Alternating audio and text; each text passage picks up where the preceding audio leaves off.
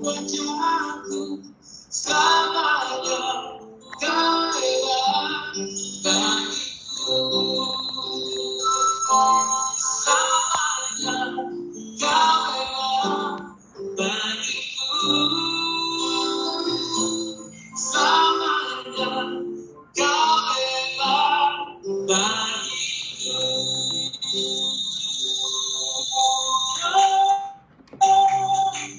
Wahai Tuhan, kami siap memuji dan mengucapkan nama-Mu. Siapkan hati kami Bapa, biarlah Engkau yang layak bagi kita, layak.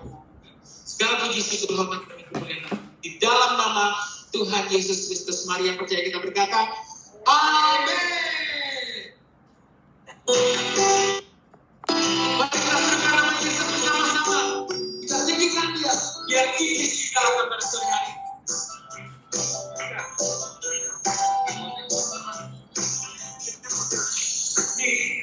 Serahkan nama Yesus. Bajunya dan nampasannya kita pulang Yesus yang berkatakan pilihannya dengan kuasa tangannya. Bangkit suka nama Yesus, bangkit suka nama Yesus. Yesus baju kita semua disertakan kemuliaannya dengan kuasa dalamnya. Nama Yesus menarik Tuhan, nama Yesus membawa yang terus. Nama Yesus, nama sesuatu. Nama Yesus di atas segalanya. Amin. Nama Yesus di atas segalanya. Biarlah sumber kehidupan kita.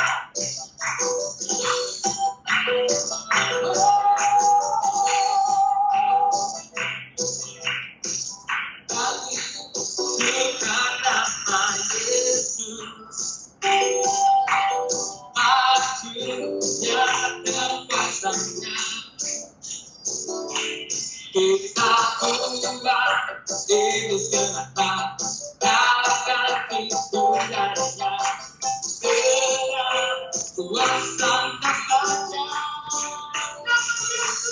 Nama Yesus menarik Tuhan, nama Yesus membawa yang terus. Nama Yesus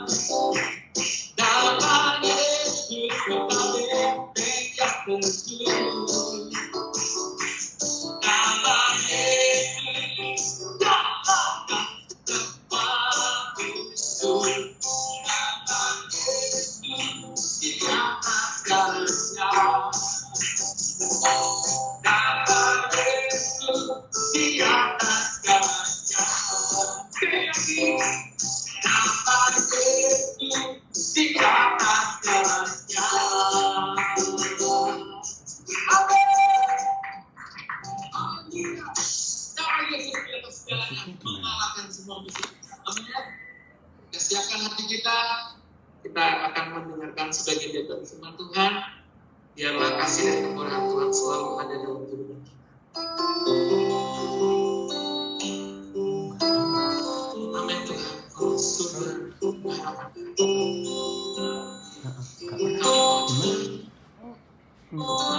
cinta Yesus selamanya.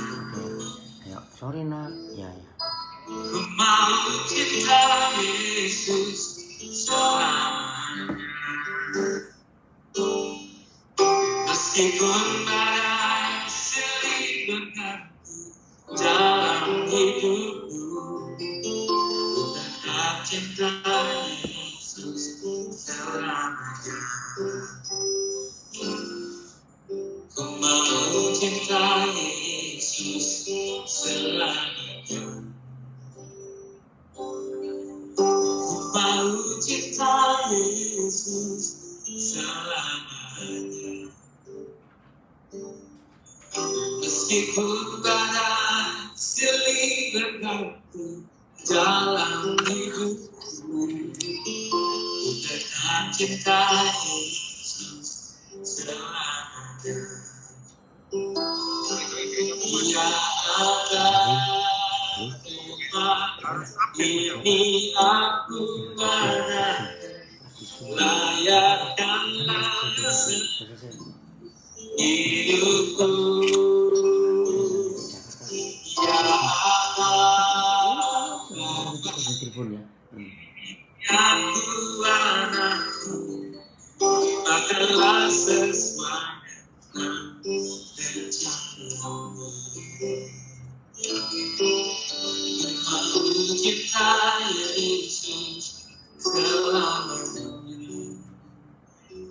Ku mau cinta Yesus selamanya. Meskipun badai silih bergantung dalam hidupku, ku tetap cinta Yesus selamanya. Ya Allah, Bapa, ini aku anakku, layakkanlah seluruh hidupku. Ya Allah, ini aku anakku, makanlah sesuai dengan rencanamu. Ya Allah, ya Allah, ya Allah, Bapa, ini aku anakku, layakkanlah seluruh hidupku. Yang Tuhan dapat melihat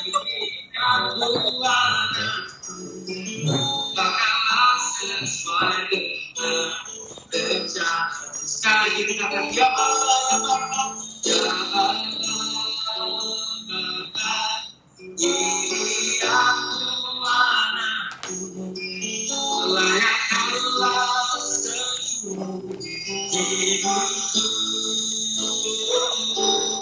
Ya Bapa, ini aku anakku, makanlah sesuai dengan rencana. Makanlah sesuai dengan rencana. Makanlah sesuai dengan rencana.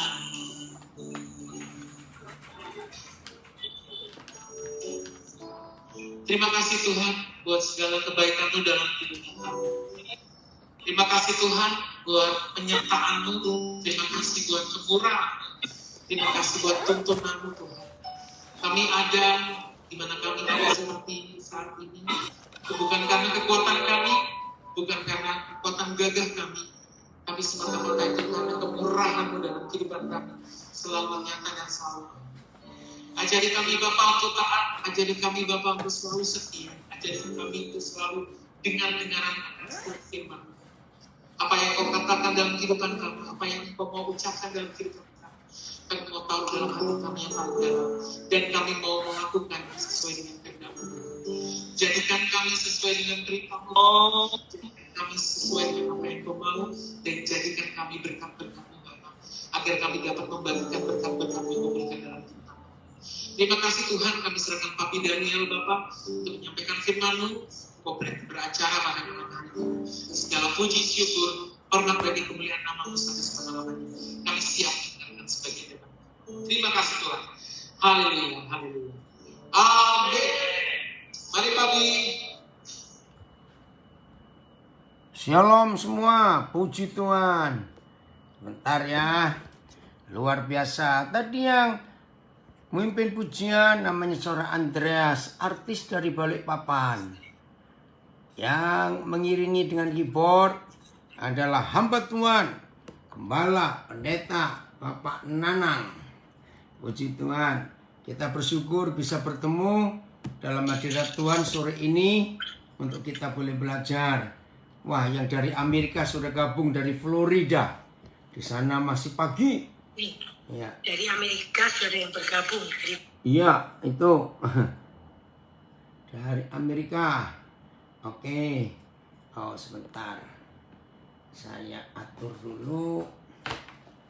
Bentar ya, sabar dulu. Recording in progress. Ya. Ya, baik. Lagi sekali, shalom semua, selamat sore. Kita bersyukur boleh bertemu lagi dalam hadirat Tuhan saat ini. Sungguh Tuhan itu baik, maka Dia beri kita waktu untuk kita boleh belajar bersama-sama. Oke, sebentar. Iya. Saudara, hari ini ya, tema kita cukup membuat banyak pertentangan.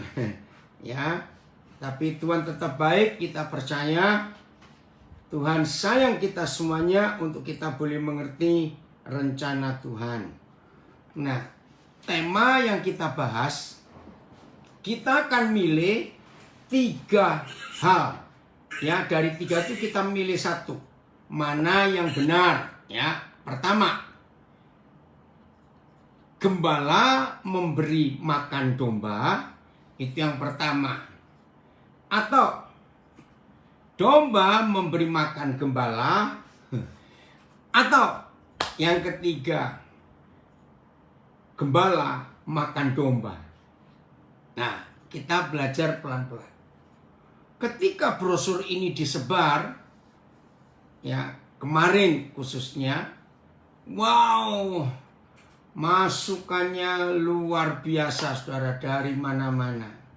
Puji Tuhan, yang setuju untuk membahas ini banyak. Tapi juga ada yang tidak setuju, tapi sedikit. Nah, saya minta semua kita yang sedang belajar dengan topik yang kontroversial ini, topik yang hampir nggak pernah dibahas. Ya, di kelompok manapun, di gereja manapun. Woi, ada yang komen. Yang ketiga, parah itu. Gembala makan domba. Oke ya. Nah, saya ingin supaya kita ya tidak berdebat, tidak perang kata, tidak. Mari kita merendahkan hati di hadapan Tuhan. Saudara, topik ini muncul setelah hampir 2 tahun ini pandemi COVID-19 menguasai dunia. Sehingga gak cuma yang Kristen Katolik, tapi semua agama di dunia. Perhatikan, semua agama di dunia kehilangan hakikat ibadah. Dengarkan kalimat ini, dengan pandemik ini, maka semua agama di dunia, nggak peduli agama besar, agama kecil, kehilangan hakikat ibadah. Sebab semua tempat suci, tempat ibadah semua agama di dunia terpaksa ditutup. Karena penyakit ini mengerikan sekali. Nah, apalagi kita yang di Indonesia, saya tidak tahu di negara lain. Kita yang di Indonesia sangat terpukul. Kenapa? Klaster pertama COVID-19 yang menjatuhkan korban di Indonesia justru hamba Tuhan Gembala dan teman saya. Waktu mereka selesai retreat hamba-hamba Tuhan, ada retreat pengurapan di Jawa Barat. Saya kenal baik hamba Tuhan ini sejak dia belum dipanggil Tuhan jadi hamba Tuhan. Dia masih kerja di showroom mobil. Saya kenal. Kaget semua kami. 22 Maret 2020. Itu hari Minggu, saudara. Korban COVID. Klaster pertama justru klaster gereja. Kenapa? Yang baru selesai doa pengurapan. Nah, selama hampir 2 tahun ini, seluruh hakikat ibadah agama apa saja mengalami perubahan yang besar, saudara. Mau tidak mau. Bahkan untuk Natal tahun ini, kami yang di Indonesia sudah diputuskan oleh peraturan pemerintah. Tidak boleh ada ibadah di dalam gedung. Harus viral pakai sosial media. Ibadah tahun baru pun ditiadakan karena virus ini muncul varian baru. Namanya Omikron. O itu angka abjad ke-15. Mikron itu kecil. Nah, bayangkan. Nah, selama hampir 2 tahun ini, maka muncul sinode baru. Ini saya dengar dari beberapa orang. Sinode apa? Sinode baru. Sinode Gereja YouTube Indonesia. Nah, waktu saya pertama dengar dari ponakan saya tertawa. Betul juga. Sinode Gereja Online Indonesia. Nah, dari berapa saat ini, maka ada diskusi, ada saling cerita tentang keadaan jemaat dan gembala dan jemaat. Maka muncullah 3 hal ini untuk kita belajar. Maka itu saya nggak mau berdebat, tidak. Tapi mari kita rendahkan hati, kita jujur, kita belajar. Apa yang sesungguhnya Tuhan maksudkan. Salah satu contoh, saudara. Maafkan saya. Sebelum pandemik, hampir semua gereja ada pernyataan ini. Dari gembala masing-masing. Saudara-saudara yang saya kasihi, cobalah bertekun, tertanam di satu gereja saja. Jangan kemana-mana, supaya pengajaran yang saudara terima itu nggak membuat kacau pikiran saudara. Maksudnya baik. Tapi dengan pandemi, kalimat itu nggak berlaku lagi. Sebab jemaat kita sekarang sudah bisa mencari khotbah dan mencari hamba Tuhan yang bagaimanapun ada di sosial media. Jadi kita para gembala tidak bisa mengekang, nggak bisa mengungkung, nggak bisa mengikat untuk jemaat yang Tuhan percayakan kepada kita. Hanya dengar kita, nggak bisa selama pandemik ini. Bersyukur gereja-gereja besar di Jakarta bulan yang lalu, November, sudah mulai ibadah lagi. Tapi tetap kapasitasnya bahkan 50% dari kapasitas gedung pun nggak boleh. Baru mulai ibadah onsite, sekarang ditutup lagi. Nah, ini loh faktanya. Nah, dalam kondisi seperti ini muncullah 3 pertanyaan ini. Yang benar mana? Gembala memberi makan domba, atau domba memberi makan gembala, atau gembala makan domba? Maaf lagi sekali, kita akan belajar. Di dalam perjanjian lama, ada seorang raja yang tidak percaya Tuhan. Namanya Kores. Bahasa Inggrisnya Cyrus. Ini raja yang luar biasa. Nah, dia ini satu-satunya raja yang disebut gembalaku oleh Tuhan. Nah, itu aneh sekali. Saya mendapat rahasia itu tahun 78. Woi, orang dari Belanda sudah gabung. Betul, Steve, judulnya hebat. Tahun 78 waktu saya di Manado. Saya ada di daerah Samrat waktu itu, tahun 78, lagi merenung. Tiba-tiba Roh Kudus mengingatkan tentang Kores ini. Wih, saya kaget.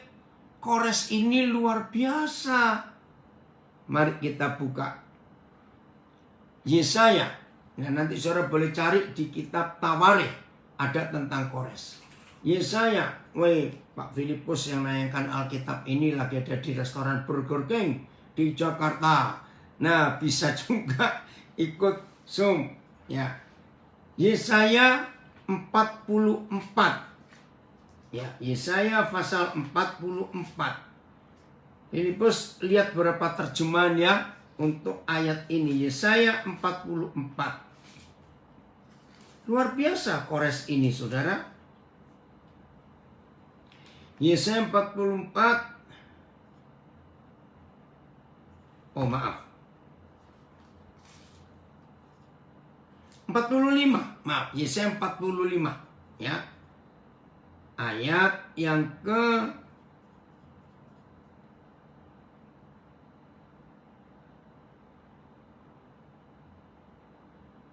bentar. Engkau adalah gembalaku, kata Tuhan. Bentar ya, Yesaya. Maaf.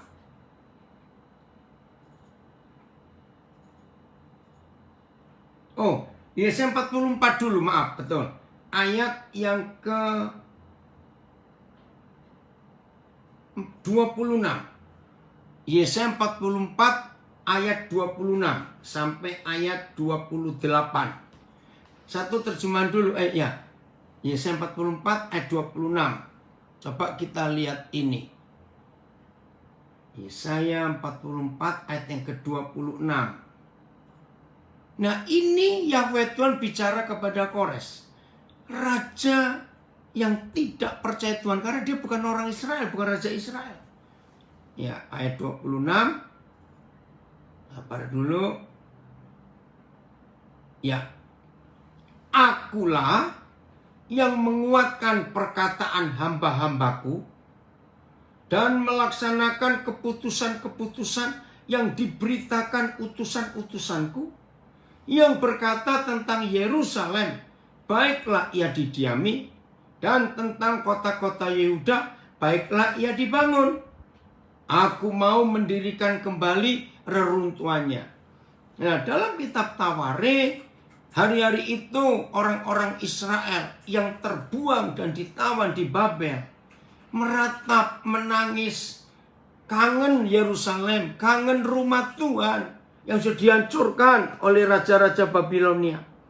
Tiba-tiba Kores, raja ini mempunyai ide untuk menyuruh orang-orang Israel itu pulang, membangun kembali Yerusalem yang sudah tinggal reruntuhan. Nah, ini Raja Kores, Raja kafir. Maka itu kepada Kores, Tuhan berkata, aku yang menguatkan perkataan hamba-hambaku dan melaksanakan keputusan-keputusan yang diberitakan utusan-utusanku yang berkata tentang Yerusalem, baiklah ia didiami, baiklah ia dibangun. Aku mau mendirikan kembali reruntuhannya. Ayat 27. Akulah yang berkata kepada tubir lautan, jadilah kering. Tubir itu palung laut, bukan cuma dasar laut, lebih dalam. Aku mau mengeringkan sungai-sungai. Nah, ayat 28 ini, saudara, yang buat saya syok tahun 78 waktu saya di Manado. Akulah yang berkata tentang Kores, dia gembalaku. Kok bisa? Segala kehendakku akan digenapinya dengan mengatakan tentang Yerusalem, baiklah ia dibangun, dan tentang bait suci, baiklah diletakkan dasarnya. Nah, ayo kita lihat Yesaya 44 ayat 28 dengan berapa terjemahan. Kita lihat. Ini luar biasa. Dia gembalaku, gembalanya Tuhan, gembalanya gembala. Bagaimana ini? AYT yang berkata kepada Kores, dialah gembalaku dan akan melakukan semua keinginanku. Yang berkata tentang Yerusalem, Yerusalem akan dibangun. Dan berkata tentang bait suci, fondasimu akan diletakkan. Terjemahan lama. Firmanku akan hal Kores, bahwa dia ialah gembalaku. Ia pun akan melakukan segala kehendakku. Serta titanya kepada Yerusalem kelak, hendaklah engkau dibangunkan pula. Dan kepada Ka'bah, ini terjemahan lama ya, masih pakai kata Ka'bah, hendaklah dibubuh kaki tembokmu. Kaki tembok itu fondasi. PIS, akulah yang berkata kepada Kores, engkaulah yang akan memerintah untukku. Nah ini terjemahan beda. Memerintah untukku. Jadi memerintah atas nama Tuhan. Dan melakukan segala kehendakku. Perintahkanlah supaya Yerusalem dibangun lagi. Dan rumah Yahweh diletakkan dasarnya. MLT, dialah yang berfirman kepada Kores, yang menggembala bagiku. Dan dia akan menggenapkan seluruh keinginanku. Bahkan dengan berkata kepada Yerusalem, biarlah dia dibangun. Dan biarlah tempat suci diletakkan fondasinya. FAYH. Ya, Ricky, ada the message atau cuman lain Ricky? Ya, kalau Ricky ada, boleh tunjukkan. Akulah yang berkata tentang Kores. Diulangi lagi sama. Bahwa dialah gembalaku. Dan ia akan melakukan seperti yang kufirmankan. Bahwa Yerusalem akan dibangun kembali. Dan bahwa bait Tuhan akan didirikan lagi. Nah, kepada gembala-gembala akhir zaman. Ya, saya ulangi, gembala-gembala akhir zaman. Yaitu kita. Ya, harus punya hati seperti Kores. Sehingga Tuhan berkata kepada kita para gembala di akhir zaman, bahwa kitalah gembalanya Tuhan. Saudara, ini cukup membingungkan. Pertama kali saya tahu ini, bagaimana? Dia kan gembala, Tuhan itu gembala. Kok bisa punya gembala lagi? Dan kita ini gembalanya. Saudara, heran bukan? Mengapa Tuhan sampai berani mewakilkan dirinya kepada Kores, raja, yang bukan nggak percaya Tuhan. Karena Kores ini punya inisiatif untuk membangun kembali Yerusalem dan membangun kembali bait suci yang sudah hancur oleh raja sebelum dia yang menyerbu Yerusalem. Nah, inilah yang Tuhan inginkan. Di masa pandemik ini para gembala, marilah kita menjadi gembala yang benar. Yaitu gembala yang membangun kembali rumah Tuhan. Siapa rumah Tuhan? Bait suci, tubuh kita. Jadi semua orang percaya yang Tuhan percayakan kepada kita para gembala, itu bukan diguntingi bulunya, bukan ini anak saya komen, sikat Pak, katanya. Ya nak, makasih nak. Oke. Ya, jadi gembala yang dicari Tuhan di masa pandemik ini bukan gembala yang ngurusin uangnya jemaat, maafkan saya. Tapi gembala yang membangun hidup jemaat, murid-murid Tuhan Yesus, domba-domba Tuhan, supaya menjadi bait suci kembali. Supaya menjadi Yerusalem yang baru. Ini yang membuat Yahweh Tuhan begitu semangat melihat Kores, saudara. Karena dia satu-satunya pribadi. Dan dia adalah satu-satunya raja yang punya ide, punya inisiatif, punya keinginan. Menyuruh rombongan Ezra dengan semua teman-temannya, imam-imam. Balik kamu ke Yerusalem, balik. Luar biasa. Oke, kita lihat ya. 2 Tawari. Ya, 2 Tawari. pasal yang ke sebentar. 2 Tawarik pasal yang ke-36. Ya. Ayat yang ke-22. 2 Tawarik 36 mulai ayat 22. Saudara, disinilah Kores itu mulai muncul dan mulai kelihatan. Siapa dia? 2 Tawarik 36.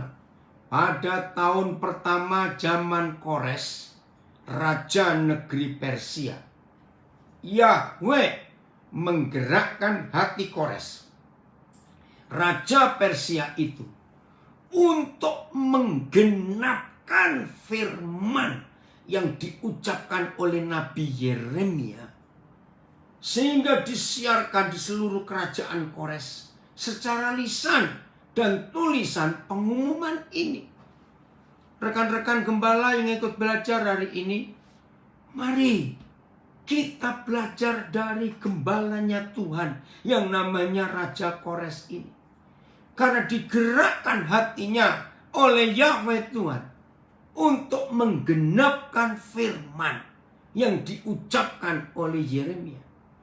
Roh Kudus tolong kami para gembala di akhir zaman ini, untuk semua yang kami kerjakan hanya untuk menggenapkan firman-Mu dalam nama Yesus. Terima kasih Bapa. Ayat 23, apa pengumumannya? Ini luar biasa. Ayat 23.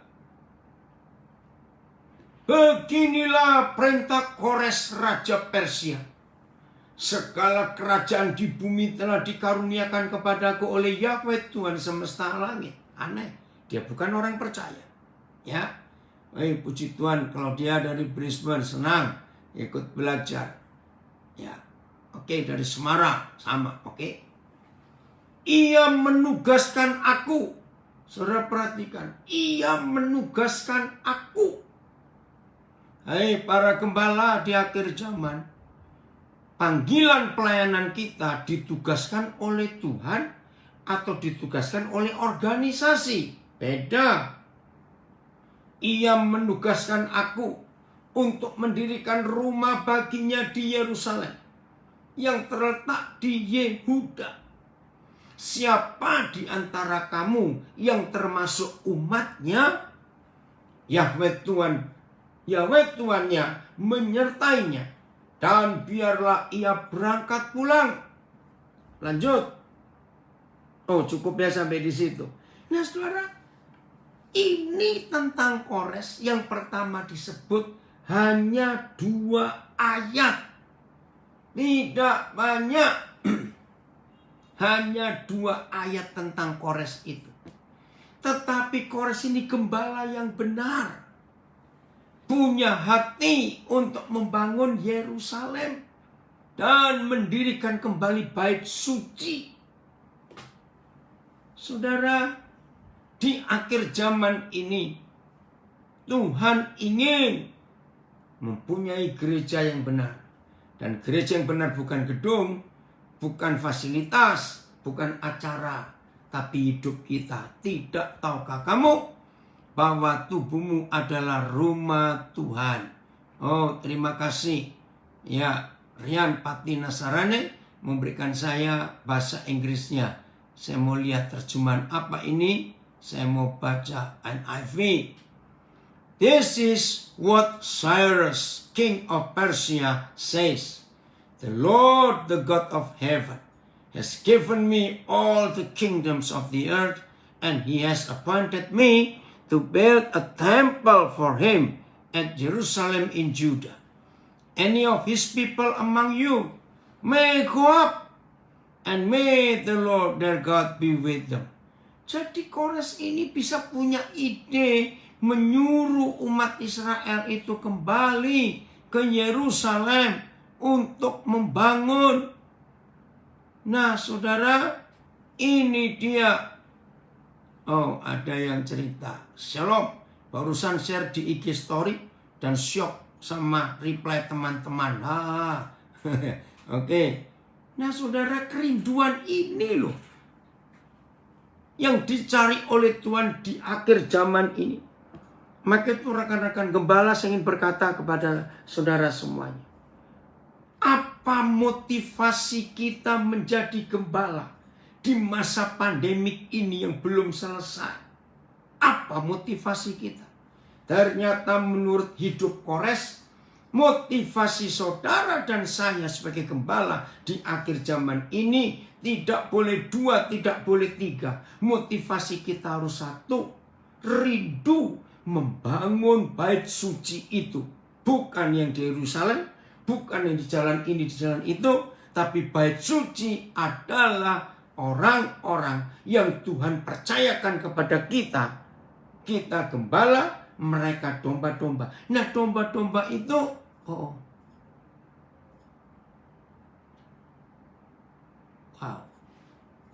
Kenapa ini tiba-tiba putus Instagramnya?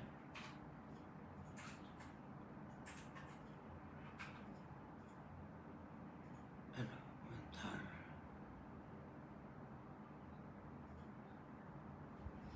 Maaf, Instagramnya tiba-tiba putus. Oke, lanjut lagi. Nah, jadi motivasi satu-satunya buat kita para gembala di akhir zaman ini bukan sibuk dengan mendirikan gedung-gedung yang megah, bukan sibuk dengan pelayanan ini, pelayanan itu, tapi mari kita bangun hidup jemaat, hidup domba-domba yang Tuhan percayakan kepada kita untuk menjadi bait suci Tuhan di akhir zaman. Ini Kores. Maka itu saudara, hidup Kores itu tercatat hanya sedikit, tapi dampaknya luar biasa. Wih, hebat sekali. Oke, sekarang kita lihat apa yang Tuhan buat kepada Kores setelah dia punya hati untuk menyuruh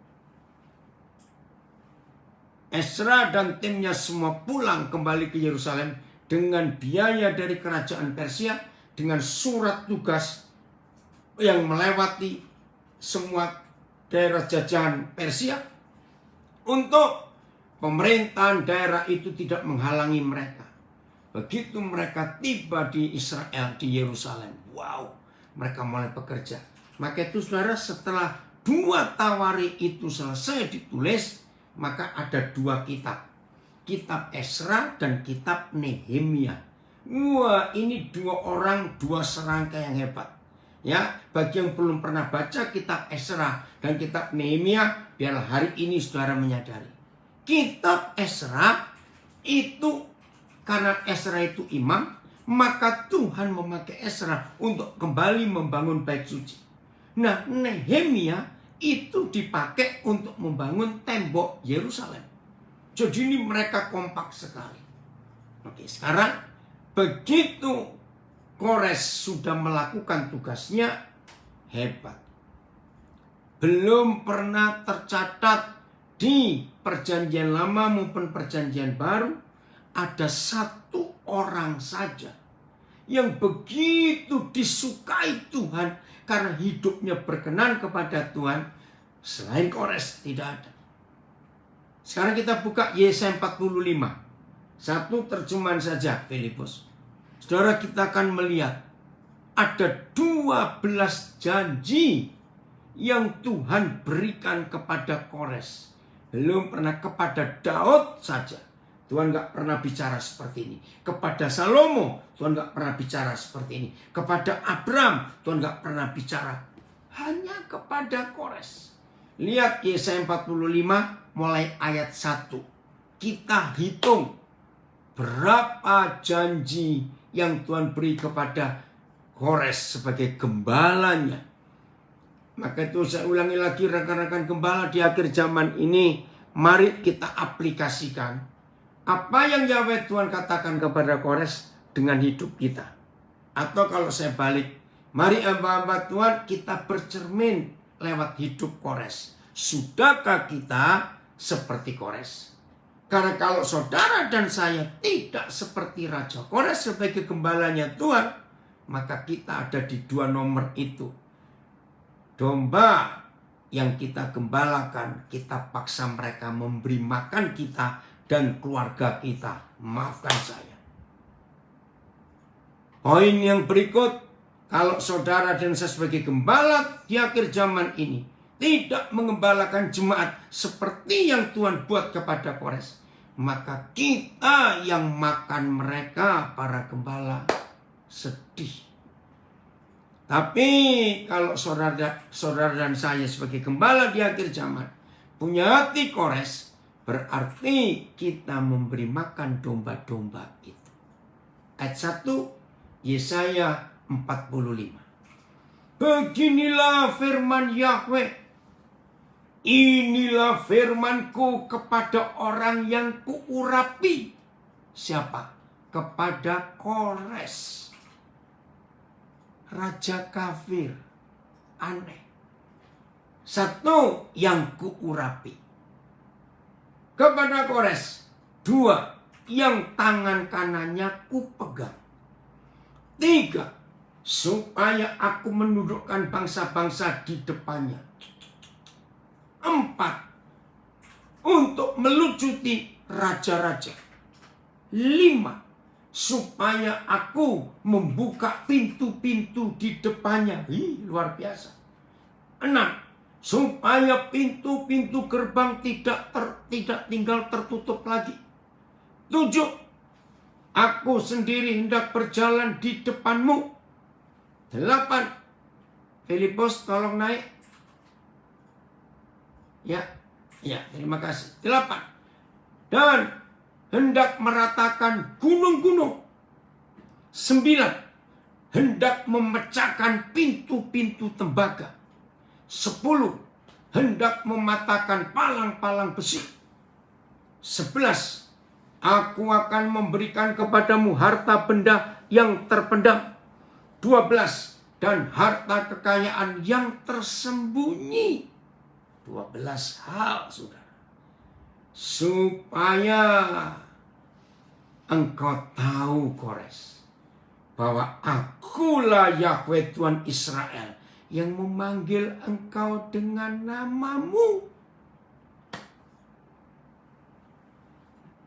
Rekan-rekan saya para gembala, baik gembala-gembala yang masih muda dan gembala-gembala yang senior, rindukan apa yang gembala agung kita nyatakan kepada Kores, itu juga dinyatakan kepada hidup kita di akhir zaman ini.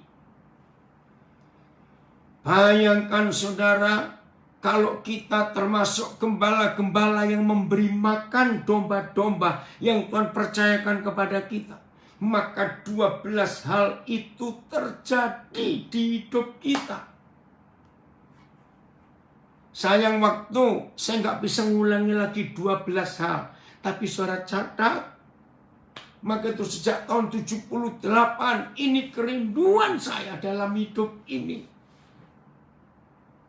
Dengarkan. Kalau gereja menggenapi hidup Kores, maka para gembala tercukupi. Saya ulangi, para gembala hidupnya tercukupi. Nah, kalau saudara dan saya gembala-gembala di akhir zaman ini hidup seperti Kores, maka percayalah khotbah-khotbah kita nggak bicara masalah duit. Domba-domba itu sudah capek. Dari hari Senin sampai Sabtu, duit melulu di otaknya, di kerjaannya. Minggu mau istirahat, duduk di gereja, duit lagi yang didengar. Maaf, apa enggak stres domba-domba itu? Saya ulangi lagi. Kalau para gembala hidupnya seperti Kores, enggak akan kekurangan. Kebutuhan keluarga kita, kebutuhan anak-anak kita enggak akan kekurangan. tetap tercukupi. Karena 12 janji itu. Izinkan saya memberi kesaksian tentang kami sendiri. Dan di Zoom, Instagram, Facebook saya ini ada cukup banyak yang gabung. Oh, ada yang bilang gembala model salesman ngumpulin setoran. Ampuni kami Tuhan. Kami nggak punya anak kandung. Tapi Tuhan berikan kami kemampuan nyekolahkan begitu banyak anak. Dan Tuhan cukupi. Yang kenal saya cukup lama, nggak pernah saya khotbah soal uang. Hampir nggak pernah. Dan memang nggak pernah. Saya baca komen anak saya ini. Makasih nak. Bila menggunakan ungkapan Abraham Lincoln, demos bahasa Yunani adalah rakyat atau jemaat. Dan kratos itu pemimpin atau gembala. Artinya pemerintahan yang rakyatnya memegang peranan penting dan sangat menentukan. Berarti kalau dibawa dalam lingkungan gereja kira-kira seperti ini jadinya. Penggembalaan yang jemaatnya memegang peran penting dan sangat menentukan. Ya, namun yang terjadi saat ini, gembala bagaikan raja dan jemaat bagaikan budak. Maaf. Jadi demos kratos. Itu pemerintahan yang ada di tangan rakyat. Betul. Ada komen lagi dari Belanda. Yesaya 45 luar biasa. 12 hal yang dijanjikan untuk gembala yang benar. Puji Tuhan. Wow. Ini adik saya, rekan saya luar biasa. Pak Stephen Agustinus. Gereja Tuhan dimulai dari para pemimpin. Para gembala jemaat harus hidup bebas dari segala bentuk ketergantungan atas mamon. Barulah gereja akan Papa pakai untuk membawa perubahan atas dunia ini. Terima kasih. Saudara, saya lupa tahun berapa. Ketika saudara kita Stephen Agustinus dipakai Tuhan luar biasa. Dengan pengembalaan kenabian yang hebat sekali. Waktu itu dia masih umur belasan tahun. Ketika dia terima panggilan Tuhan, dia menyendiri ke Surabaya. Dia puasa sekian bulan di rumah saya di Surabaya. Steve, terima kasih, aku dan bangga dengan kamu. Saya sampai kaget lihat anak muda ini. Enggak ngapa-ngapain, berdoa berbulan-bulan mencari kehendak Tuhan. Sekarang Tuhan pakai dia luar biasa. Terima kasih untuk ungkapan itu. Kalau gembala hanya mempunyai sumber dana dari persembahan saja, bagaimana Pak? Nah itu salah juga. Nanti kita akan lihat hidup Paulus. Dia gembala, tapi hidupnya nggak tergantung pada persembahan jemaat. Karena dia juga punya sumber dana sendiri. Sehingga tidak merepotkan. Makasih Hendra. Ya. Oke, ada yang tanya apa maksudnya atau contoh konkretnya membangun bait suci di akhir zaman. Rino, seperti yang Papa kerjakan. Membangun kehidupan, Rino. Masih ingat di Greenfield, Blok BG nomor 1.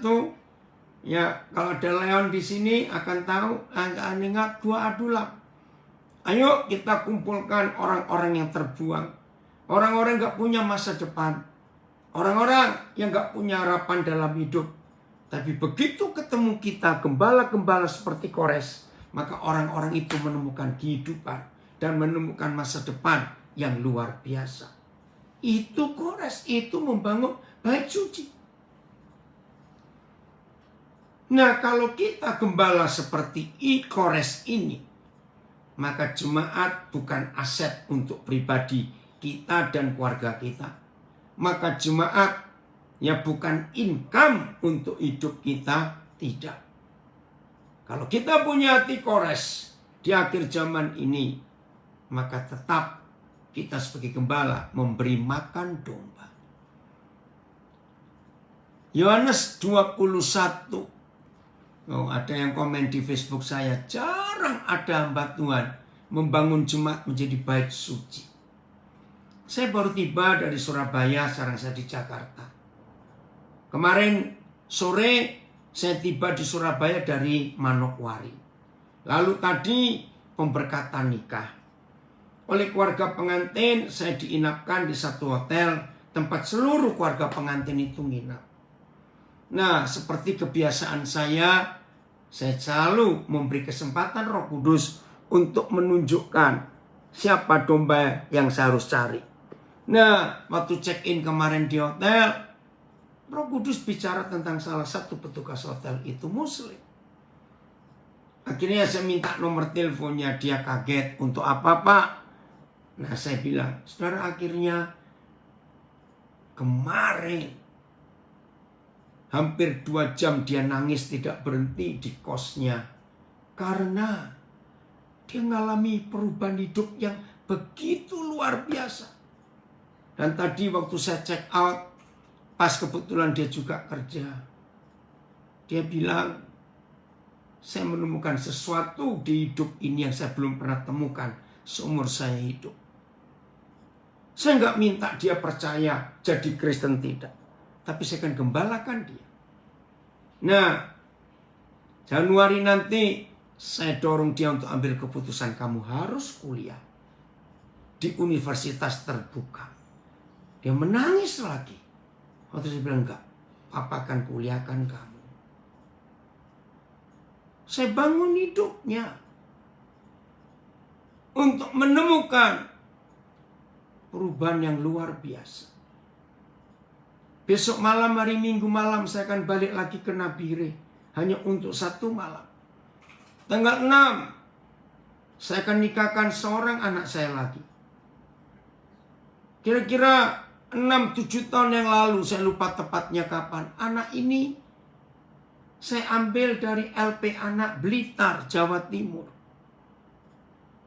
Ketika dia bebas dari masa hukumannya karena kriminal yang dia lakukan, kejahatan, nggak ada yang bisa ambil. Maka saya ambil dia. Saya bawa ke Nabire. Hidupnya diubahkan Tuhan. Tuhan berkati pekerjaannya. Dia berhasil. Aduh, ibunya senang sekali. Karena anak ini punya bisnis yang luar biasa. Nah, hari Senin dia menikah. Tanggal 6. Dia nggak mau siapa hamba Tuhan lain memberkati harus saya. Oke, saya bangga sekali. Nah, ini cara membangunkan bait suci. Maka itu saudara, siapa domba-domba yang Tuhan percayakan?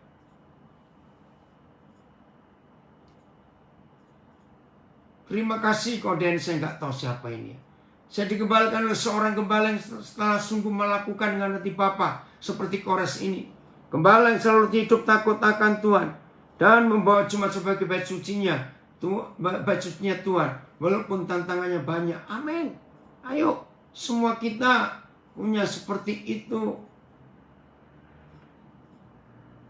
Hamba Tuhan dan anak Tuhan itu secara posisi kan seharusnya tinggian anak Tuhan. Tapi hamba Tuhan naiknya mobil mewah. Kita sebagai anak Tuhan hanya naik sepeda ondel. Aduh, sudahlah ya.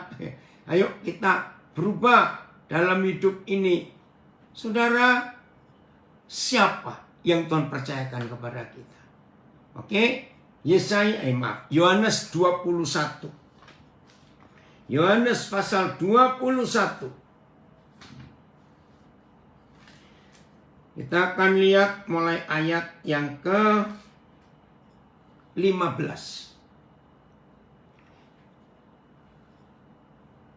Siap, Lambas, jangan khawatir kamu. Ya.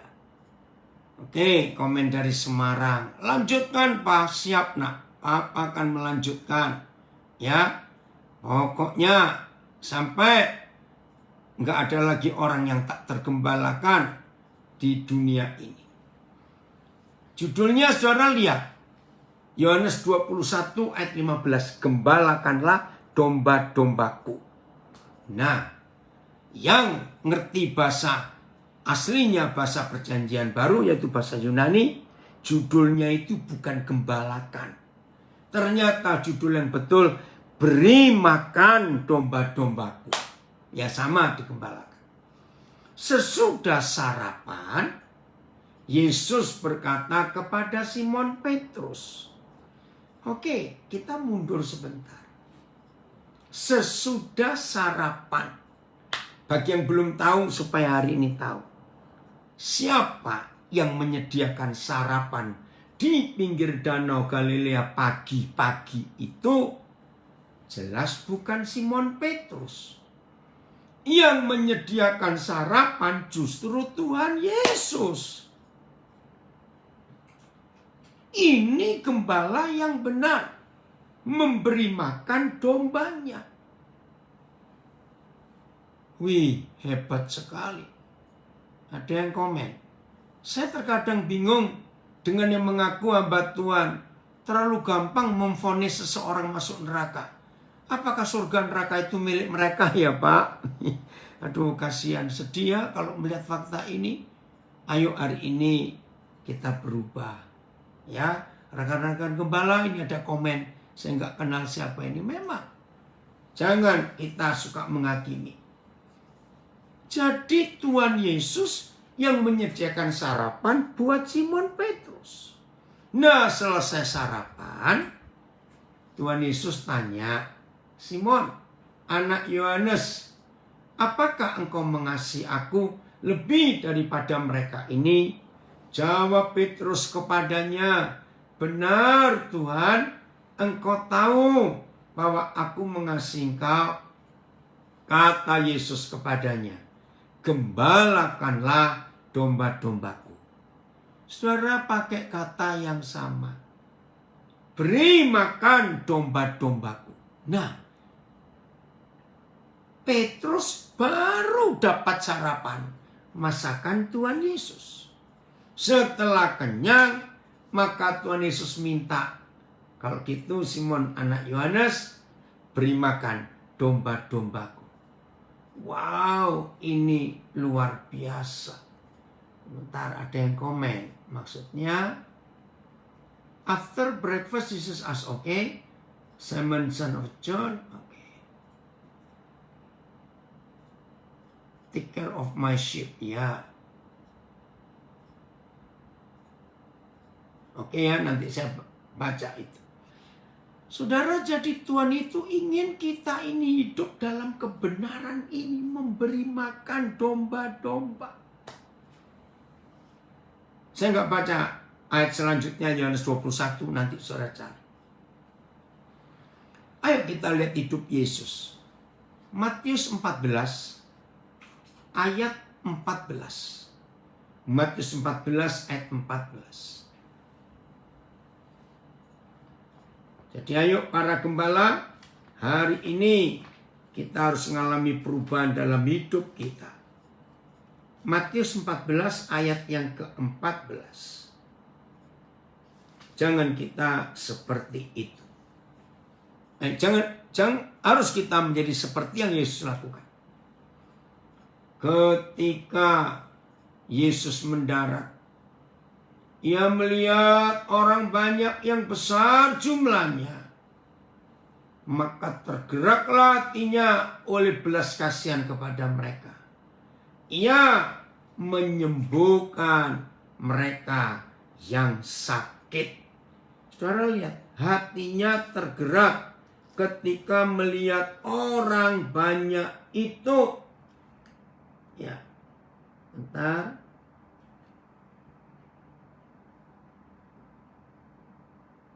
Jadi apa yang para gembala lihat?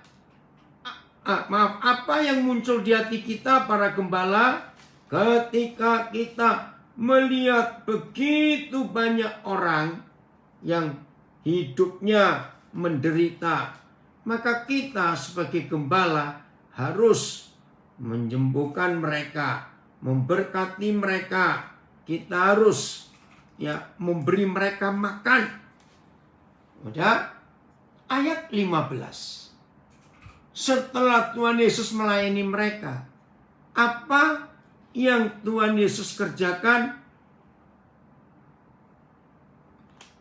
Menjelang malam, murid-muridnya datang kepadanya dan berkata, tempat ini sunyi. Dan dari setelah mulai malam, suruhlah orang banyak itu pergi supaya mereka dapat membeli makanan di desa-desa. ayat 16. Apa jawab Tuhan Yesus? Wih, luar biasa. Tetapi Yesus berkata kepada mereka, inilah gembala yang benar.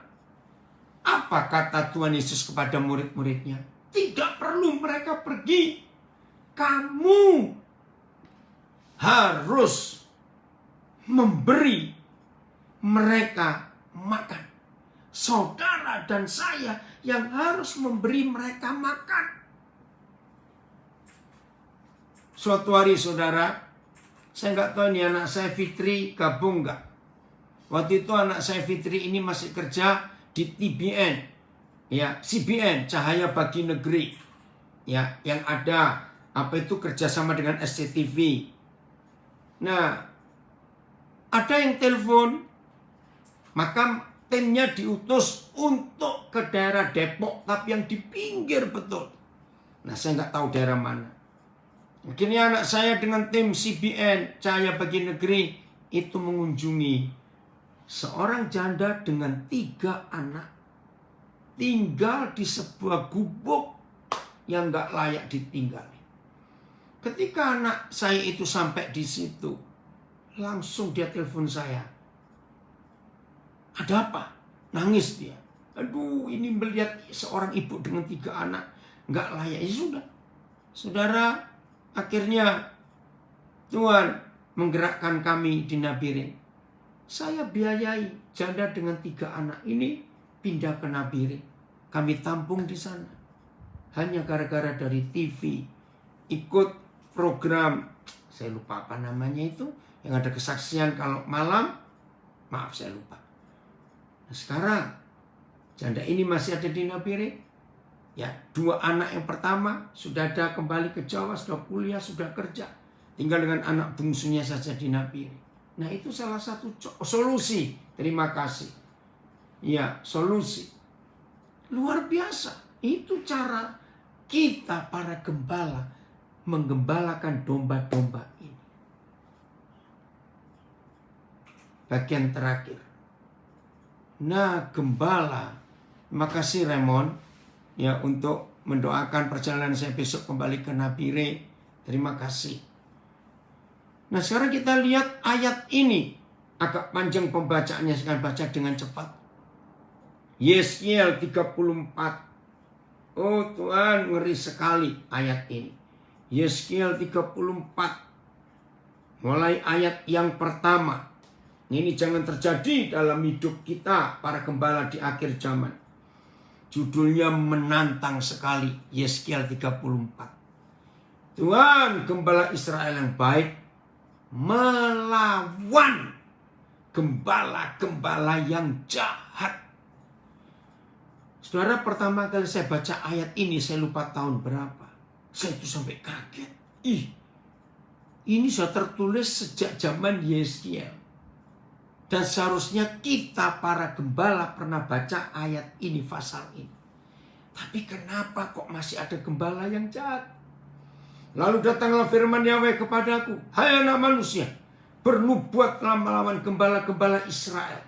Bernubuatlah dan katakanlah kepada mereka, kepada gembala-gembala itu, beginilah firman Yahweh Tuhan, celakalah gembala-gembala Israel yang menggembalakan dirinya sendiri.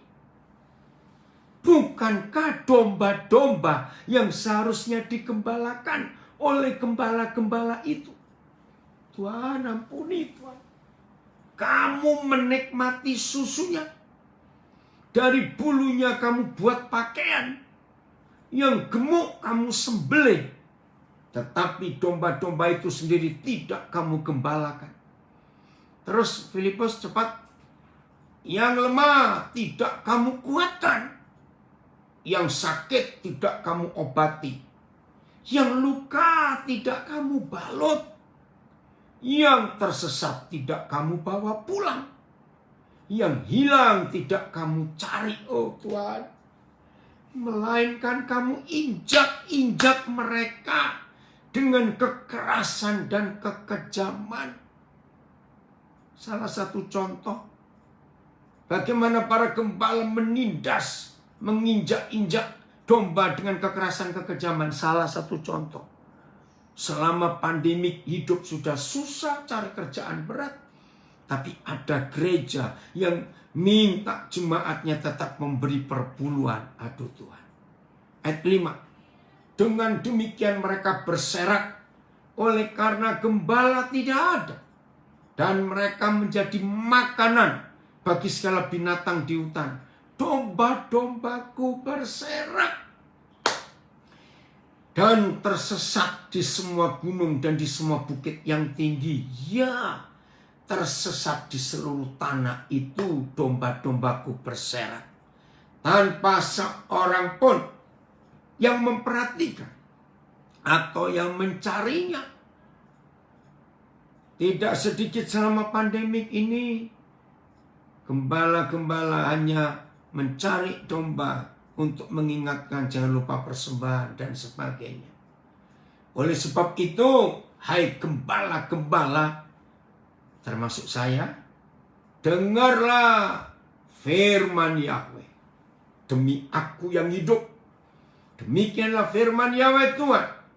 Sesungguhnya oleh karena domba-dombaku menjadi mangsa dan menjadi makanan bagi segala binatang di hutan, lantaran yang menggembalakannya tidak ada. Oleh sebab gembala-gembalaku tidak memperhatikan domba-dombaku, melainkan mereka menggembalakan dirinya sendiri. Tetapi domba-dombaku tidak digembalakannya. Lanjut ayat 9. Ya. Oleh karena itu, hai gembala-gembala, dengarlah firman Yahweh. Beginilah firman Yahweh Tuhan. Aku sendiri, ngeri, akan menjadi lawan gembala-gembala itu. Dan aku akan menuntut kembali domba-dombaku dari mereka. Dan akan memberhentikan. Dengan kata lain, akan memecat mereka menggembalakan domba-dombaku. Mari saudara para gembala, kita berdoa, Tuhan jangan kami dipecat. Kami ingin jadi gembala yang benar di akhir zaman. Saya baca lagi ayat 10. Beginilah firman Yahweh Tuhan. Aku sendiri akan menjadi lawan gembala-gembala itu. Dan aku akan menuntut kembali domba-dombaku dari mereka. Dan akan memberhentikan, memecat mereka mengembalakan domba-dombaku. Gembala-gembala itu tidak akan terus lagi mengembalakan dirinya sendiri. Aku akan melepaskan domba-dombaku dari mulut mereka. Sehingga tidak terus lagi menjadi makanannya. Ini gembala makan domba. Sebab beginilah firman Yahweh Tuhan. Dengan sesungguhnya aku sendiri akan memperhatikan domba-dombaku dan akan mencarinya. Seperti seorang gembala mencari dombanya pada waktu domba itu tercerai dari kawanan dombanya.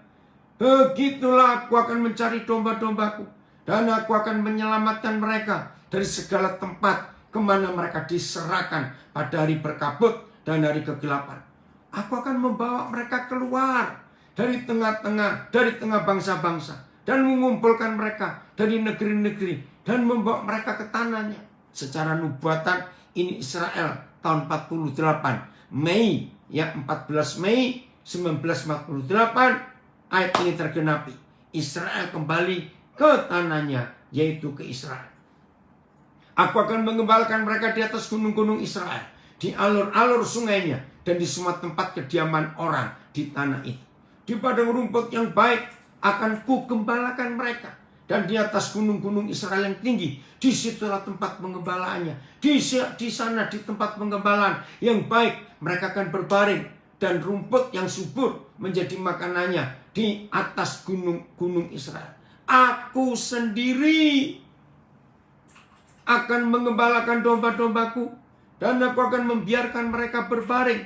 Demikianlah firman Yahweh Tuhan. Nah, ayat 16 ini, Denny, terima kasih. Ayat 16 ini ternyata salah terjemahan dalam bahasa Indonesia. Nanti kita akan lihat. TB, ya terjemahan Pak. Yang hilang akan kucari. Yang tersesat akan kubawa pulang. Yang luka akan kubalut.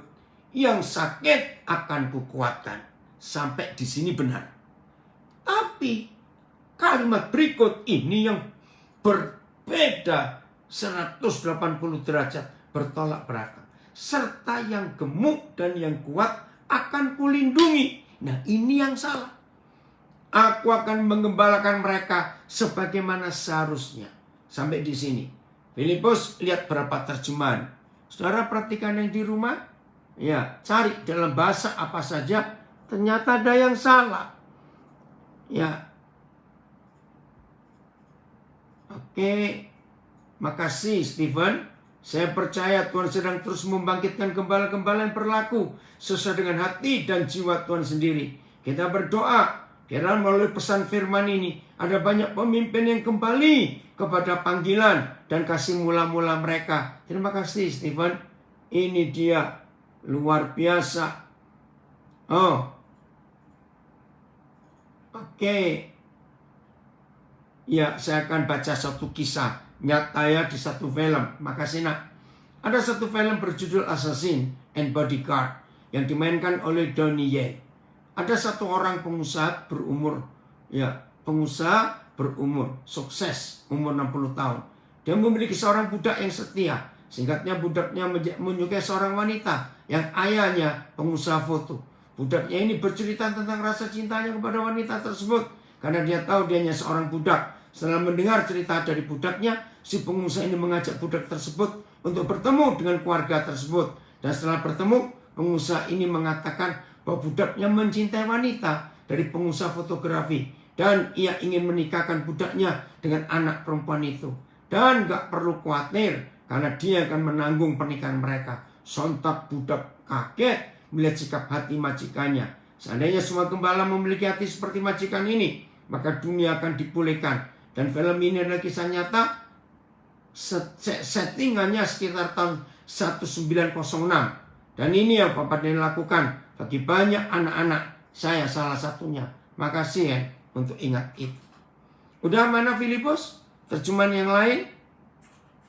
Ini pasal 34 ayat 16. Ayat, aku akan mencari yang hilang, membawa kembali yang tercerai-berai, membalut yang terluka, dan menguatkan yang lemah. Nah, ini yang betul. Terjemahan barunya salah. Tetapi aku akan membinasakan yang gemuk dan yang kuat. Dibinasakan. Aku akan mengembalakan mereka dengan keadilan.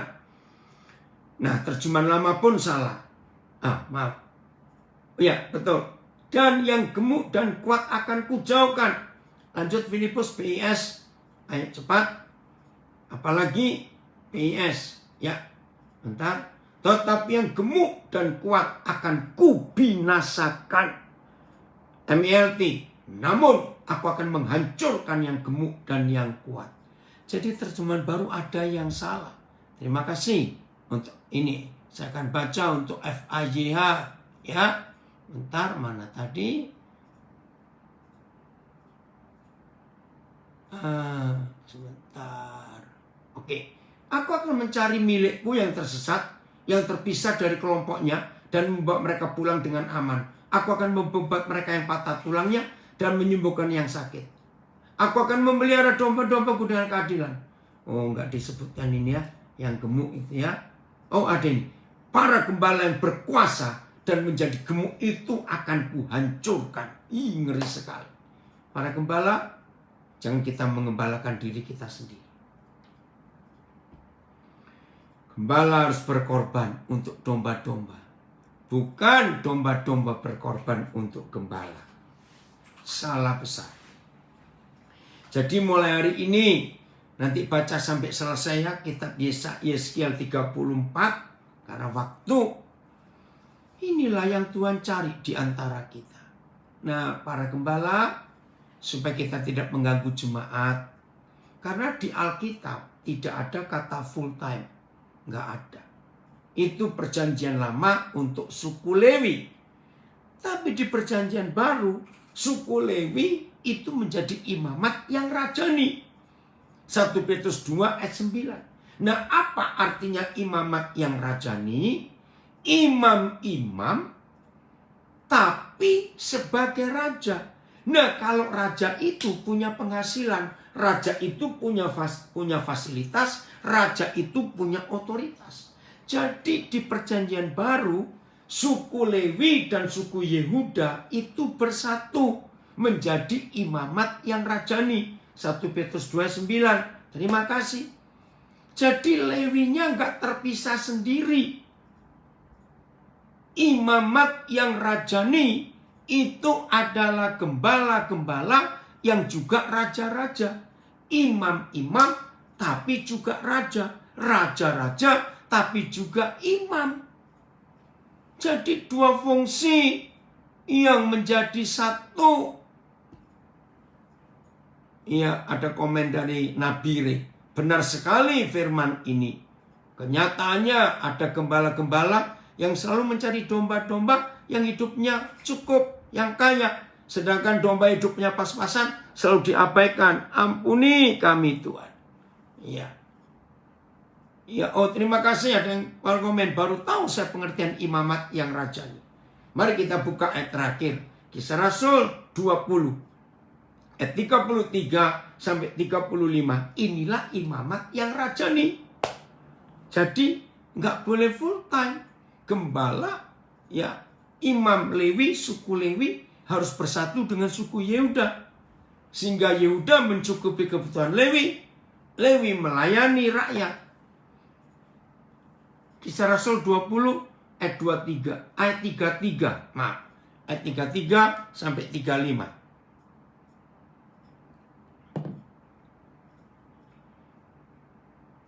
Ya. Perak atau emas, ini Paulus yang bicara.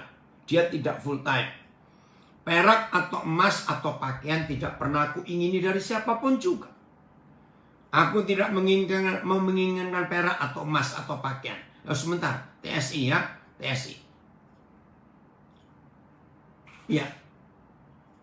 Saya tidak pernah menginginkan harta kalian. Tuhan tolong kami. Para gembala, milikilah hati ini. Jangan sampai kita para gembala menginginkan hartanya domba. Jangan. Saya tidak pernah menginginkan harta kalian. Baik berupa perak, emas, atau pakaian. Jangan para gembala. Terus ayat 34. Ayat 34. Kamu sendiri tahu bahwa dengan tanganku sendiri aku telah bekerja untuk memenuhi keperluanku. Jadi gembala-gembala seperti Paulus, hamba-hamba Tuhan harus bekerja untuk memenuhi kebutuhannya sendiri. Jangan minta kepada jemaat. Kalau mereka mau beri kita terima. Kalau enggak, jangan. Kamu sendiri tahu bahwa dengan tanganku sendiri aku telah bekerja untuk memenuhi keperluanku. Enggak cuma memenuhi keperluan diri sendiri, tetapi keperluan kawan-kawan seperjalananku. DSI, kalian sendiri tahu bahwa saya sudah bekerja dengan kedua tangan saya supaya bisa memenuhi semua kebutuhan saya dan kebutuhan beberapa saudara seiman yang bekerja sama dengan saya. Keren enggak? Ayat 35. Ini gembala yang benar. Tidak meras jemaat, tidak mengguntingi bulu jemaat, tidak meras susunya, tapi memberi makan, bahkan kerja. Dalam segala sesuatu telah kuberikan contoh kepada kamu, bahwa dengan bekerja demikian kita harus membantu orang-orang yang lemah. Justru hamba-hamba Tuhan itu membantu jemaat, bukan jemaat jadi sapi perah. Maaf. Dan harus mengingat perkataan Tuhan Yesus, sebab Ia sendiri telah mengatakan, adalah lebih berbahagia memberi daripada menerima. TSI? Ya. Dengan begitu, saya selalu berusaha untuk menjadi teladan. Bagaimana seharusnya kita bekerja keras untuk menolong orang-orang yang lemah. Jadi hamba-hamba Tuhan ini menolong. Hamba-hamba Tuhan, gembala-gembala itu memberi, bukan diberi. Saya ulangi, TSI. Dengan begitu saya selalu berusaha untuk menjadi teladan. Bagaimana seharusnya kita bekerja keras untuk menolong orang-orang yang lemah. Dan kita juga harus ingat bahwa Tuhan Yesus sudah berkata, Tuhan lebih memberkati orang-orang yang memberi bantuan daripada orang yang menerima bantuan. Terima kasih Tuhan untuk itu. Ya udah, ini pernyataan Tuhan. Oke, Meme mengirimkan bahasa Inggrisnya ya. I will search for my lost ones who strayed away, and I will bring them safely home again.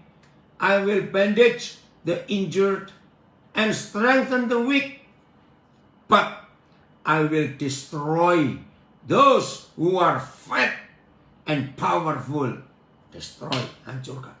I will feed them. Aku akan memberi makan mereka. Yes, feed them justice. Memberi makan mereka dengan keadilan. Wih, luar biasa.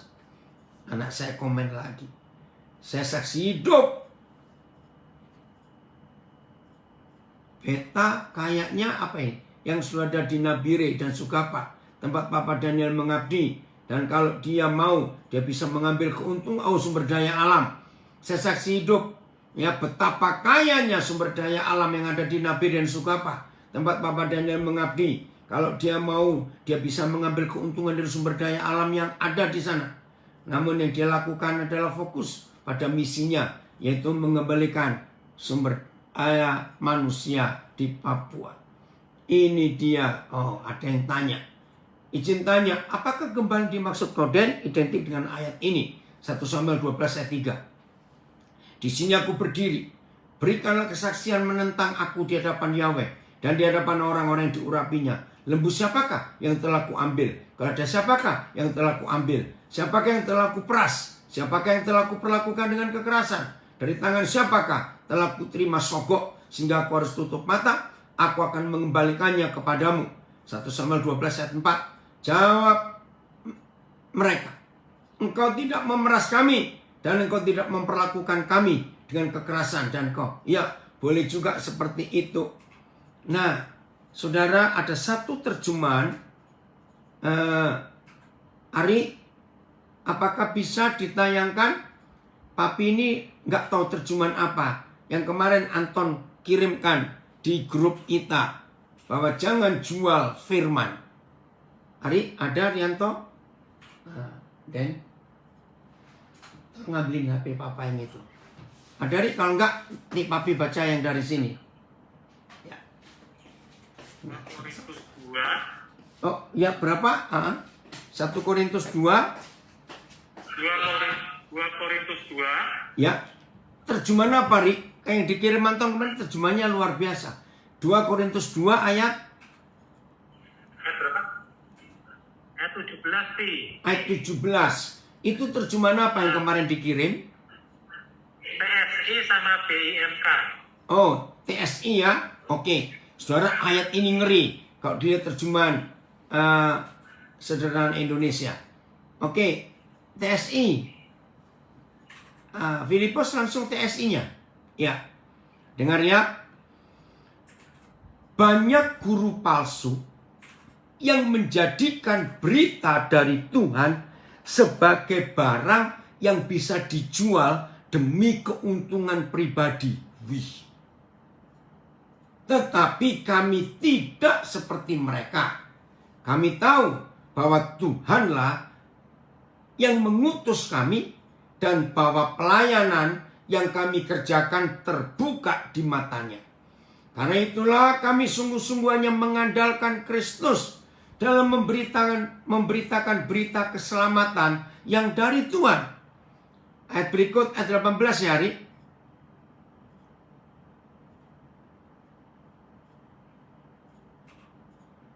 Oh, ayat berapa yang berikut? Satu ayat aja Pi, yang 17 itu Pi. Oh, oke. Apa yang bis? Ya, Ri. Bis. Ya, Ri. Bahasa Indonesia. Oke, terjemahan baru ya. Terjemahan baru. Ya. Sebab kami tidak sama dengan banyak orang lain yang mencari keuntungan dari firman Tuhan. Sebaliknya, dalam Kristus kami berbicara sebagaimana mestinya dengan maksud-maksud murni atas perintah Tuhan dan di hadapannya. Saudara-saudara yang terkasih, biarlah firman Tuhan ini kita renungkan. Maka sekarang kita akan tahu dari 3 pertanyaan mana yang benar.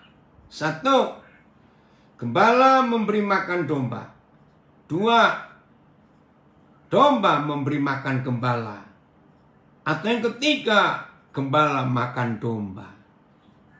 Pilih sendiri, kita termasuk yang mana. Mari di akhir zaman ini kita jadi hidup benar di hadapan Tuhan. Buat pelayanan gereja kembali murni di akhir zaman ini. Haleluya. Tuhan Yesus memberkati kita semua. Jadilah seperti yang Tuhan inginkan. Sembuhkan yang sakit, kenyangkan yang lapar, balut yang luka, hiburkan yang susah, gendong yang sedang lemah, bawa kembali ke rumah Tuhan. Puji Tuhan. Tuhan Yesus memberkati kita semuanya. Saya kembalikan kepada host. Ya, makasih Hendra. Recording stopped. Oke, bagaimana sekarang? Makasih Pi, sharing firman Tuhannya luar biasa. Oke, Bapak Ibu Saudara sekalian, kita buka sesi tanya jawab. Ya, silakan.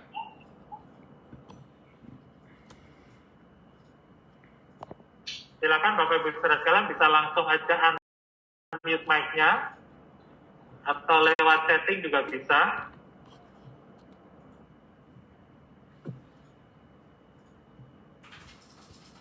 Siapa yang belum kenal hamba Tuhan hebat? Pak Stephen Agustinus, itu dia yang sedang senyum-senyum. Steve, tahun berapa ya di Musi itu? Lupa Koden Steve. Shalom Koden, salam ketemu lagi. Iya. Happy banget. Kita waktu itu tahun 88 Koden. Oh iya, 88 itu ya. Wow. Ya. Lama sekali, puji Tuhan. Kamu umur berapa Steve waktu itu, Steve?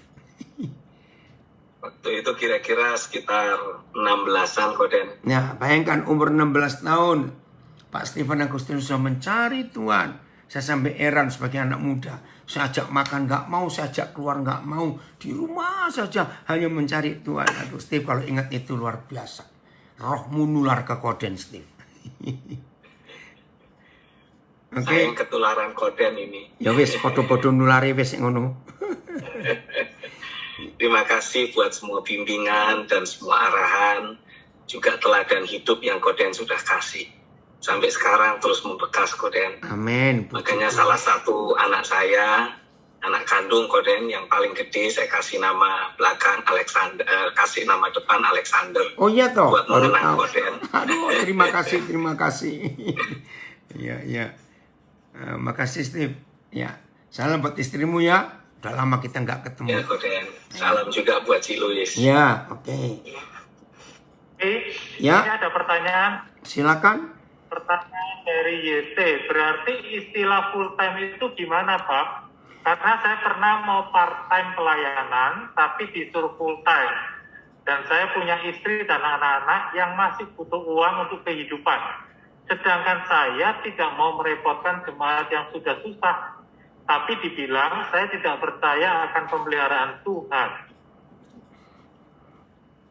Ya, saya nggak tahu sekarang saudara Yeti ini masih full time atau sudah tidak full time. Pokoknya begini ya, kata full time di Alkitab tidak ada. Tos, terima kasih kamu gabung, ini anak saya dari Manokwari orang hebat. Saudara, seperti firman Tuhan tadi, Kisah Rasul 20. Ayo, kita semuanya punya sumur sendiri. Supaya kita pun bisa memberi air minum kepada orang-orang lain. Ya, tapi kalau saudara masih ada yang full time, ya nggak apa-apa. Tapi pertanyaan saudara YT, memang nggak perlu full time. Karena Alkitab tidak menawarkan begitu. Ya. Oke, lanjut. Pak Saudara YT, apa ada pertanyaan lagi? Ini masih angkat tangan. Kalau nggak ada lanjut, Pak Stephen Wongso, silakan Pak. Ada mau bertanya Pak? Ya, yang pertama, terima kasih, Koden. Sama-sama. Yang kedua, yang kalau pakai nama Alexander tuh mesti bayar royalti. Ngaco kamu, Steve. Yang ketiga, kenapa Koden tidak kasih kepastian dari 3 pertanyaan yang ada, Koden? Sudah. Kepastiannya ya gembala memberi makan domba. Beri mereka makan. Itu kepastiannya, Steve. Ya, tapi Koden akhirnya kan silakan memilih mana yang terbaik. Seperti itu, Koden. Jadi Ya. tidak ada kepastian gitu loh. Ya. Nah, karena kalau domba makan, gembala makan domba jadi sate dan soto atau gulai gitu. Ya, Steve. Tuhan aja nggak pernah maksa kita kok. Masa kita harus maksa orang lain?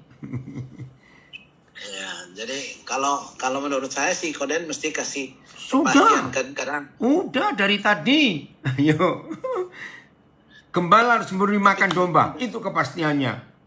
Cuma saya nggak maksa. ya seperti Kores memang benar, tapi closingnya itu tidak pasti gitu, Koden. Ya pilihannya masing-masing lah. Kalau disuruh pilih kan begitu, tapi kalau ada satu pernyataan yang kuat sehingga tiap-tiap orang punya tekad kan, oh berarti saya mesti di tahun 2022 nanti saya mengganti visi misi saya menjadi hal yang lebih baik gitu. Ya pokoknya Steve, Tuhan nggak pernah maksa. Dah gitu saja. Pilihannya di antara kita. Oke ya. Oke. Ya ini Thank dari you, Koden. sama-sama. Ya, Dari luar biasa. Puji Luar Tuhan. biasa. Dari Brisbane ada. Shalom, Koden. Tunggu. Dari Brisbane ada komen bagus. Agree, Koden. Oh, iya. It is not do it. D-U-I-T. But just do it. Ini dari Brisbane. Itu ya. Jadi bukan soal uang, duit. Tapi duit, kerjakan itu. Oke Andre, apa kabar ini? Orang hebat. Dari Karawaci, baru ketemu lagi. Ya. Iya, itu makanya terima kasih tadi saya ucapkan Koden yang terus mentoring. Saya bukan gembala, tapi Koden mentoring gembala saya ini sama-sama Pak Steven Dukta namanya. Steven Eko Purwanto. Jadi selalu kita diingatkan, hey jangan sekali-kali cari uang di gereja. Diingatkan bahwa kita yang harus berani keluar uang buat gereja, buat jemaat. Jadi sore hari ini digenapi Koden. Terima kasih banyak Koden. Tuhan berkati. Terima kasih. Salam buat Teni, buat Joel ya. Oh, puji Ya. Tuhan. Iya. Wah, dari LA ada komen. Di LA itu masih gelap sekali ini. Jam 7, jam 4. Wih, jam 4 subuh. Los Angeles sudah belajar juga. Oke, ada lagi yang lain? Staf, ini ada pertanyaan dari Pak Joni. Ya. Tidak bayar perpuluhan, tidak ikut dalam kutub dong, ya Pak ya? Tidak sama sekali. Jahat itu. Kalau sampai nggak memberi perempuan kena kutuk. Tidak ada ayatnya. Tolong ya rekan-rekan gembala. Jangan begitu. Mereka harus belajar di Koden. Itu videonya Koden perpuluhan.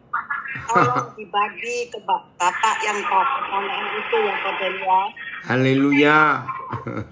Dan saya setuju apa yang Pak Steven ngomong mengenai Koden. Memang Koden luar biasa. Tidak memaksa seperti Tuhan Yesus. Pak Steven, waktu saya beberapa kali 20 mendengar khotbahnya Koden, saya bilang gini kesimpulan saya. Maaf ya, Koden itu Yesus di bumi. Jadi suasana surga ditaruh di bumi. Jadi mohon hamba-hamba Tuhan mengikuti jejak Kristus. Dan kalau di bumi jejak Koden. Terima kasih Koden. Puji Awas Tuhan. pintu nggak bisa muat, kepalanya jadi gede tuh. Dikempesin. Kepalanya dikempesin. Saya sudah pesan Pak Steven. Pintu mesti buat khusus itu. Apalagi pintu pesawat. Waduh, nggak bisa terbang dong.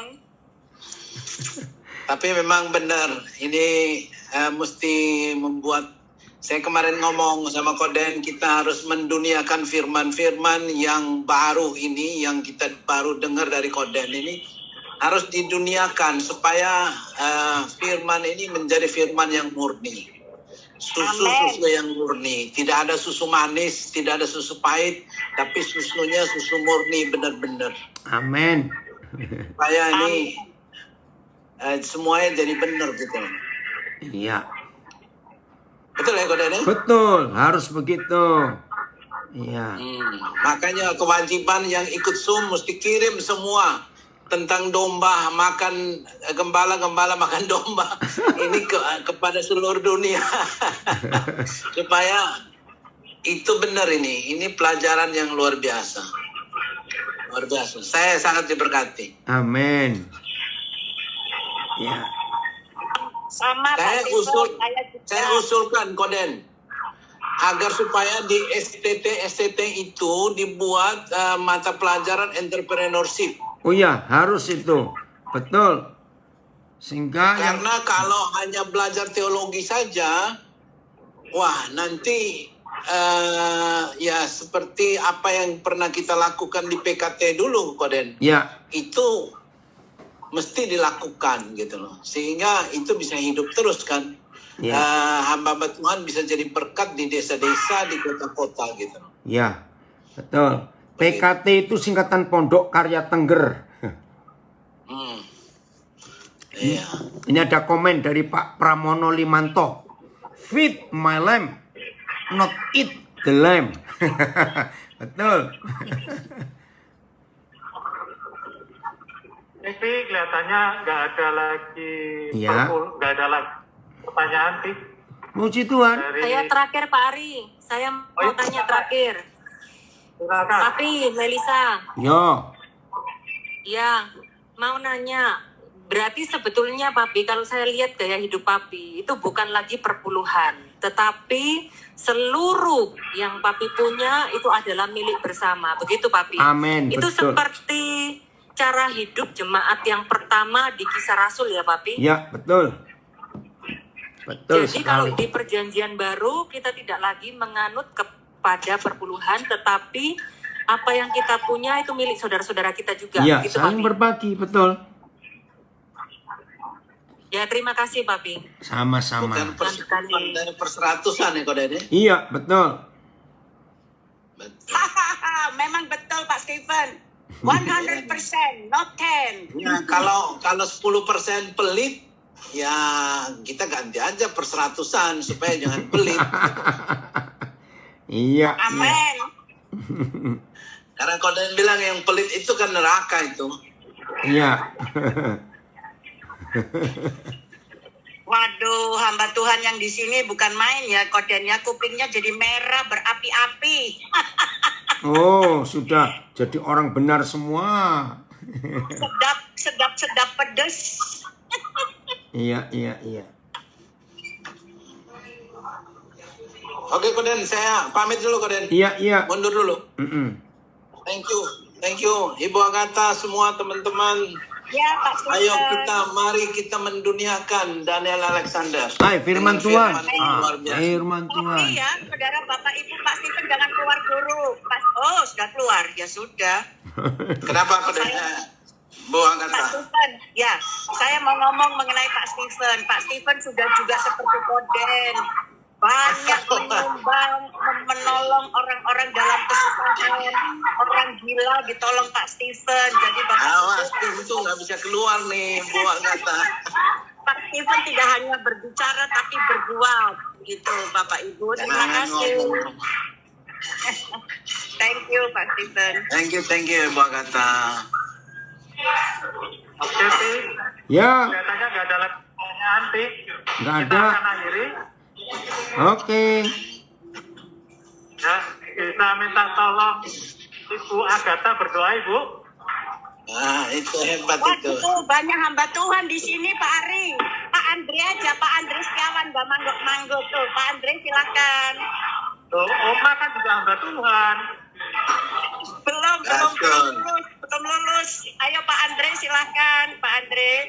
Puji Tuhan, terima kasih Pak Andre. Ya Pak Andre, silakan Pak Andre, kita tutup dalam doa dulu Pak Andre. Masih Baik, Pak Andre. nama Bu Agatha. Baik, mari saling terkasih kita satukan hati kita berdoa. Bapak sekali terima kasih sungguh kami bersyukur sore malam hari ini kami boleh kembali mendengar apa yang menjadi isi hatimu. Sungguh-sungguh isi hatimu Tuhan. Kau telah sampaikan kepada setiap kami, para anak-anakmu, orang-orang yang kau telah pilih untuk menjadi kepanjangan tanganmu, menjadi rekan sepekerjamu. Bapak, kami sungguh bersyukur kalau malam hari ini kembali Tuhan. Firman-Mu yang telah dibawakan oleh hamba-Mu yang begitu luar biasa. Bapak Pendeta Daniel Alexander boleh mengingatkan kami kembali Tuhan. Apa yang menjadi isi hati-Mu. Kau telah tunjuk kami untuk menjadi Tuhan gembala yang mengembalakan domba-domba yang kau telah percayakan kepada kami. Tuhan, terima kasih. Firman-Mu begitu dahsyat. Sebab Firman-Mu adalah mengingatkan kami berturut dengan kehendak-Mu. Kamilah yang harus menjadi Tuhan orang-orang yang terus menuntut Tuhan domba-domba-Mu yang kau telah percayakan kepada kami Tuhan, untuk Tuhan melihat Engkau menyatakan kemuliaan-Mu lebih dan lebih lagi. Bapak, terima kasih. Kami sungguh bersyukur hanya terus kau pakai Tuhan kami semua, khususnya hamba-Mu Koden ya Tuhan, untuk terus menjadi dan berubah seturut dengan rencana dan kehendak-Mu ya Tuhan. Bapak, kami percaya gereja-gereja-Mu akan dibangkitkan Tuhan. Kami semua akan dibangkitkan untuk sungguh-sungguh melakukan apa yang kehendak-Mu, yakni sebagai gembala-gembala yang memberi makan domba. Amin. Bukannya sebaliknya. Bapak, terima kasih. Dan kami percaya Bapak Roh Kudus akan terus menuntun kami, memampukan kami Tuhan, melangkah demi langkah untuk kami boleh menyatakan semuanya guna hormat dan kemuliaan nama-Mu saja. Terima kasih Bapak, untuk kami semua yang hadir, kami boleh mendengar, dan kami tidak hanya mendengar Tuhan, tapi kami mau sungguh-sungguh meresapi, menjiwai, dan kami menjadi pelaku-pelaku firman-Mu, menjalankan apa yang menjadi surut kehendak-Mu. Terima kasih Bapak, terima kasih. Pertemukan kami kembali Tuhan di kesempatan-kesempatan yang lain, khususnya kami boleh terus mendengar lewat hamba-Mu ini, lewat Kodan ya Tuhan, untuk kami terus makin diperlengkapi, kami terus makin diingatkan. Terima kasih Bapak, terima kasih sekali lagi. Kami alaskan doa kami ini dan kami kembalikan segala pujian, hormat, syukur, kemuliaan hanya bagi Engkau, Tuhan Yesus Kristus, Juru Selamat kami. Haleluya. Sama-sama katakan amin. Amin. Puji Tuhan. Thank you Pak Ari, Pak Andre, terima kasih. Sama-sama. Koden. Ya. Terima kasih. Koden. Ya. Koden, Tuhan berkati. Koden. Yo. Terima kasih Koden. Sama-sama. Tanya. Ya, Koden. silakan. Si Koden masih ingat Apong di Balikpapan, masih ada nggak ya? Ada, Apong, ada. Belum lama kontak Koden. Apong, Oh begitu ya? ada. Ya, nanti Koden kasih nomornya ya. Ya Koden. Ya. Oke. Thank you Koden. Ya, Ya. oke. Terima kasih Pak Daniel. Sama-sama. Oke semua, selamat siang, selamat malam, sore. Tuhan berkati semua. Ya. Terima kasih Bapak Ibu, Tuhan berkati. Terima kasih Pak Daniel Alexander. Sama-sama. Pak Daniel B, KPN Elroy. Ya, ketemu lagi Pak Daniel B. Sampai ketemu lagi. Bertemu kembali ya. Ya. Pak Handoyo. Tuhan. Pak Handoyo kok Luar nggak biasa. diajak? Pak Andoyonya nggak ada. Iya, kita diajak sama Pak KPN Elroy, Pak Daniel B. Iya. Lain kali ajak dong Pak Daniel, jadi kita di entertain. Ajak kemana maksudnya? Zoom, ajak Zoom. Zoom ini. Oh ya. Oke. Kita siap mau mensupport. Amin. Oke, thank Iya. you. Terima kasih Koden. Saya lihat dulu ya Koden. Ya, sama-sama. Ya, Tuhan berkati. Tuhan berkati. Tuhan berkati. Udah di Ya. Jakarta sampai kapan nih? Ya, besok pulang Nabire. Yes. Wait. Jam? Halo. Ya, udah nih baru masih Zoom. Gimana? Belum. Kenapa? Oh, belum. Kata kapan ke Indo nih? Waduh, ini Omikron datang lagi. Udah. Berat ya? Berat ya? Itu Itu untuk Pak Daniel. siapa aja? 10 hari Bu ya? 10 hari. Oh ya, ya udah coba Lah Papa iya, lihat ini. saya Karena cuma baru saya tanjung 28 banyak hari titipan. Pak, Ya kalau udah ke coba Indo, dilihat. karena saya Nggak nggak mau apa-apa, pakai Papa cek visa. ya. Iya, iya. Kalau visa mesti ke kota lain, ngambil visa, kembali lagi. Aduh, bolak-balik hanya untuk sana, ndak. Oke. Maksimum Iya. 28 ya? Yang di Enggak, 30. yang di Zoom di Facebook dan Instagram besok jam 10.30 WIB. Ya, siapkan perjamuan kudus, ada ibadah. Jam 10.30. Oke ya. Koden nggak taunya itu di Sansan ya, anaknya Sansan itu Koden berkata. Iya tadi merekanya. Ya. Ah, karena mereka kan bingung mau di Singapura apa Iya, karena COVID. udah kok saya tolong. Nah, oke, Untung yang di Koden Facebook ini ya ada waktu. ya harus. Itu mereka anaknya Sansan dua-dua Koden memberkati. Iya. Wow. Oke, yang di Facebook, Instagram sampai besok jam 10.30. Yusuf, ingetin Papa nanti ya alamatnya besok. Oke.